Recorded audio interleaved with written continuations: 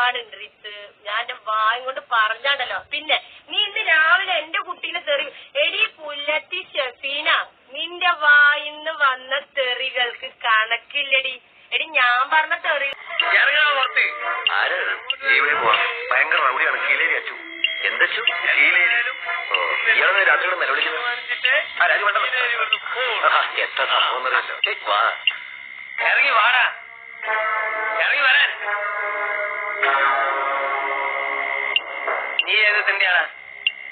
എന്താണ് കുറിച്ച് നോക്കുന്നത്? എന്നോട് കളിക്കാൻ ധൈര്യം നീ വാടാ. വേണ്ടോ, അയാളെ കത്തിയിട്ട് കുത്തും. എന്നോട് തന്നെയാ പറഞ്ഞേ. എന്നോട് കളിക്കാൻ ഞാനുണ്ട്.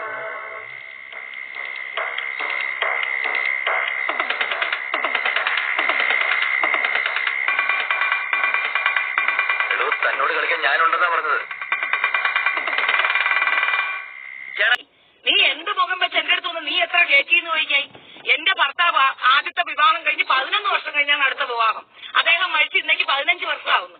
ഇതുവരെ മറ്റൊരു വിവാഹം ഇല്ലെങ്കിൽ ഷെഫീൻ അവിടെ നിൽപ്പുണ്ട്. നിന്നെ കണക്ക് 15ാമത്തെ ദിവസം ഇറങ്ങിപ്പോയി കൂതി വിരിച്ചു കൊടുത്തോളല്ല. ആ കൂതി വിരിപ്പ് ഷെഫീനായി കിട്ടത്തില്ല. എനക്ക് വേണ്ട വേണ്ടാന്ന് ലാംഗ്വേജ് വേണ്ടാന്ന് പറഞ്ഞ് മിണ്ടാതിരിക്കുമ്പം തലേ കയറി ഉണ്ടാക്കരുത്. ഈ അത്ര യൂട്യൂബേഴ്സും എടുത്തു വെച്ച് അവരാധിച്ചിട്ട് നാണം കെട്ടോക്ക് ഒരല്പ ഉളുപ്പ്, ലേശ ഉളുപ്പ്. ഒന്നും കൂടി 3 കൈകോട്ടെ.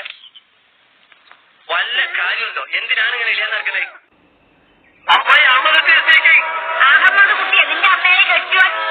നിന്റെ അച്ഛനെ കെട്ടോ പന്നി. എന്റെ അച്ഛന്റെ അച്ഛൻ ഓടി നായിന്റെ മോളെ ഓടി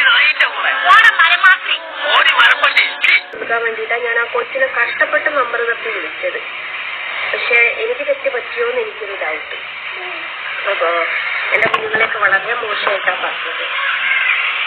അപ്പോ പറഞ്ഞ വാക്ക് തിരിച്ചു പറയാൻ പറ്റുമോ? ഇല്ല, ഞാനാണെങ്കിൽ പോസ്റ്റ് ചെയ്തു. അതുകൊണ്ട് ചോദിച്ചതാണ്.